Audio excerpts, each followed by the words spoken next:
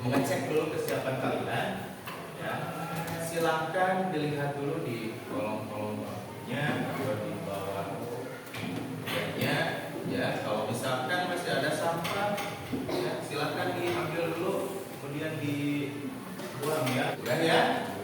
Sudah, siap ya? Sebelum kita memulai pembelajaran, alangkah lebih baiknya berdoa terlebih dahulu. Silahkan untuk doa dipimpin oleh ketua kelas.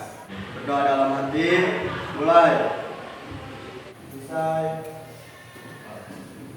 Amin, terima kasih. Sandi, saya absen dulu ya. Ada yang tidak hadir hari ini? Ya, ada 5 orang yang tidak hadir hari ini. Kita doakan yang sakit semoga lekas sehat dan yang izin segera bisa masuk lagi ya. Belum datang seperti biasa. Semangat pagi dulu. Silakan berdiri. Ya. Semangat pagi.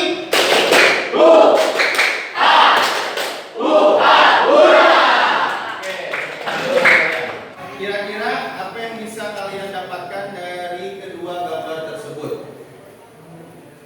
Ini berhubungan dengan materi minggu lalu. Apa?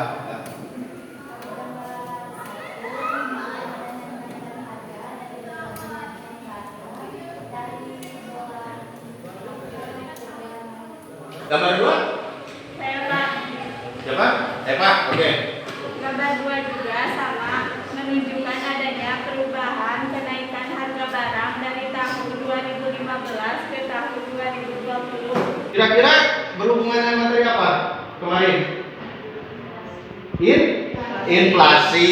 Ada yang masih ingat inflasi? Oke, Cica apa? Jadi inflasi itu adalah kenaikan harga barang dan jasa secara umum dan terus-menerus. Belajar juga tentang apa cara mengatasi inflasi. Ya, ada beberapa kebijakan. Ada yang masih ingat? Kebijakan apa Lisa? Kebijakan moneter dan kebijakan fiskal.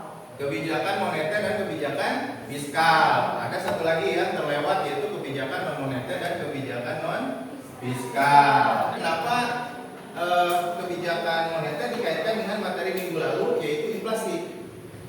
Apa? Oke, Esa. Oke, tujuan pembelajaran kita hari ini.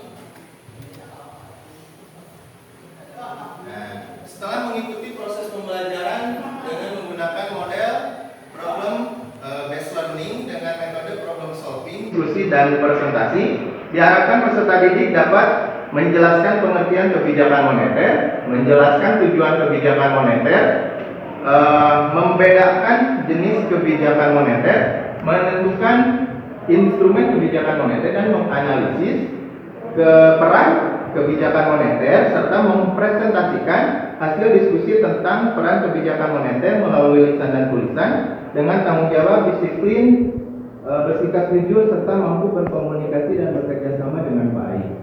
Ya, adapun sumber belajar yang bisa kalian gunakan ya untuk menunjang pembelajaran kita hari ini, yang pertama bisa kalian nanti lewat internet, kemudian dari buku paket dan dari bahan ajar yang sudah saya share ya di grup. Terus ada juga motivasi untuk kalian, jadi teruslah belajar hal-hal yang bermanfaat karena masa depan itu milik mereka yang mempersiapkan hari ini.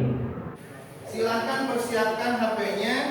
Saya sudah share linknya di grup. Ini untuk pretest. Silahkan dibuka ya linknya, dilihat. Saya kasih waktu 2 menit.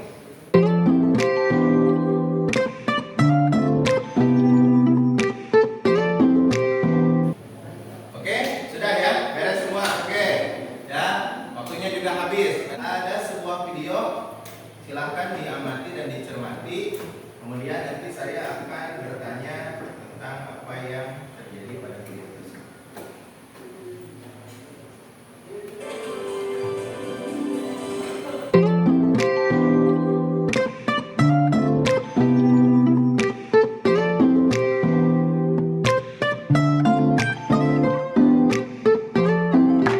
Jadi, kira-kira permasalahan apa yang terjadi? Apa no?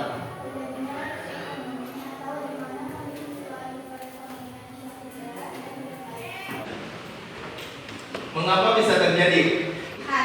Karena apa rencana? Karena adanya ketegangan geopolitik antara Rusia dan Ukraina. Dampaknya?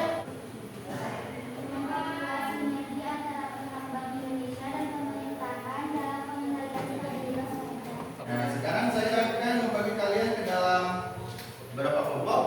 Silakan bergabung dengan kelompoknya masing-masing. Saya akan membagikan ada 4 LKPD, ya, ada 4 LKPD untuk masing-masing kelompok.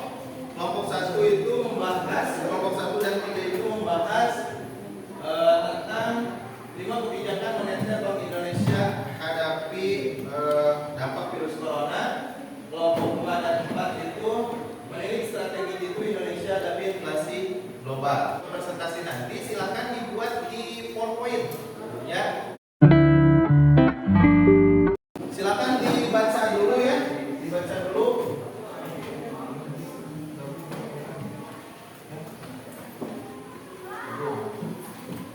Oke.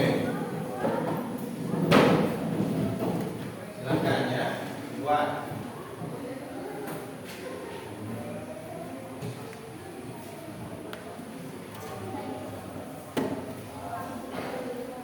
Siap. Dibuat, saya kasih waktu 10 menit. Silakan dimulai dari sekarang.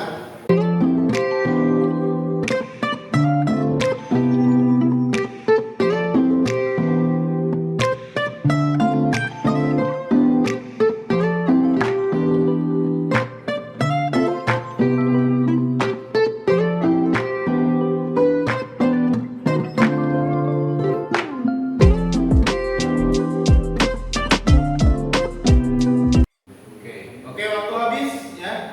Kelompok 4, silakan presentasi ke depan. Assalamualaikum warahmatullahi wabarakatuh.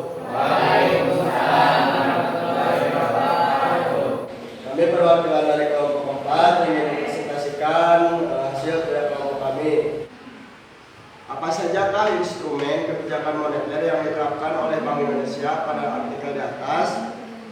Kebijakan moneter yang digunakan Indonesia adalah operasi pasar terbuka. Silakan, ada yang mau ditanyakan terkait dengan hasil yang sudah ditampilkan oleh kelompok 4. Assalamualaikum warahmatullahi wabarakatuh. Saya dari kelompok 1 ingin bertanya kepada kelompok 4. Bagaimana upaya pemerintah untuk meredam gejolak inflasi yang tinggi? Menjawab pertanyaan dari kelompok 1. Ada 3 cara pemerintah mengendalikan inflasi: 1. Kebijakan moneter, 2. Kebijakan fiskal. Waalaikumsalam warahmatullahi wabarakatuh. Saya dari kelompok 2 ingin bertanya mengapa inflasi dapat menimbulkan masalah bagi pembangunan ekonomi. Saya ingin menjawab dari kelompok 2. Tidak dapat memenuhi kebutuhan sehingga menimbulkan kemiskinan dan tingkat inflasi di Indonesia mengalami pikul ratus dari tahun ke tahun. Assalamualaikum warahmatullahi wabarakatuh. Waalaikumsalam warahmatullahi wabarakatuh. Saya dari kelompok 3 mau bertanya kepada kelompok 4, apa yang harus dilakukan saat terjadi inflasi? Kelompok menjawab dari kelompok 3. ya. Menyisir biaya penyimpanan, hidup berhemat, menyimpan dana darurat, investasi dan menabung. Oh, betul. Ya, dari kelompok kami, mohon maaf karena kesempurnaan Assalamualaikum warahmatullahi wabarakatuh. Oke, kasih tepuk tangan untuk kelompok 4 ya. Silakan kelompok 3, maju. Assalamualaikum warahmatullahi wabarakatuh. Kenalkan, kami dari kelompok 3 ingin mempresentasikan tentang hasil diskusi kami untuk menjaga ekonomi pasca virus corona yang telah menjangkit 2 pasien ini, termasuk kebijakan pemangkasan GWM, rupiah dan falas. Beres ya. Silakan, ada yang mau ditanyakan? Saya dari kelompok 4 ingin memberikan pertanyaan untuk kelompok 3. Siapa yang berhak menetapkan kebijakan moneter? Saya akan menjawab pertanyaan dari kelompok 4. Untuk mencapai tujuan tersebut, BI mempunyai tugas menetapkan dan melaksanakan kebijakan moneter. Assalamualaikum warahmatullahi wabarakatuh. Waalaikumsalam warahmatullahi wabarakatuh. Saya dari kelompok 1 izin bertanya. Kebijakan apa yang diambil oleh PI di sisi kebijakan moneter? Menjawab pertanyaan dari kelompok 1. Kebijakan moneter yang ketat melalui peningkatan suku bunga yang berdampak permintaan. Saya perwakilan dari kelompok 2 izin bertanya, apa yang terlibat di dalam sistem moneter? Yang menjawab yang dalam sistem moneter adalah bank atau lembaga-lembaga yang ikut menciptakan uang euro. Sekian presentasi dari kelompok kami. Mohon maaf bila ada kesalahan karena kesempurnaan hanya ada di dalam jalur Wikipedia. Wassalamualaikum warahmatullahi wabarakatuh. Terima kasih sebelumnya ke kelompok 3 dan kelompok 4 sekali lagi bertanya. Ingin saya komentari tadi pada saat proses menganalisis pemecahan masalahnya tadi dilihat dari kelompok 1, kelompok 2, kelompok 3 dan kelompok 4 itu sebenarnya ada kesulitannya masing-masing. Tapi secara keseluruhan sudah lumayan baik ya. Terus suaranya lebih keras lagi ya, dalam artian jangan seperti bisik-bisik tetangga gitu. Jadi apakah ada yang mau ditanyakan dulu? Ya Pak, Apa Tan? ingin bertanya, kan di kebijakan moneter ada dua jenis kebijakan, yaitu kebijakan moneter ekspansif dan kebijakan moneter kontraktif. Nah, apa kira-kira yang membedakannya Pak? Jadi perbedaan antara jenis kebijakan moneter itu ada dua, ada yang ekspansif, ada yang kontraktif.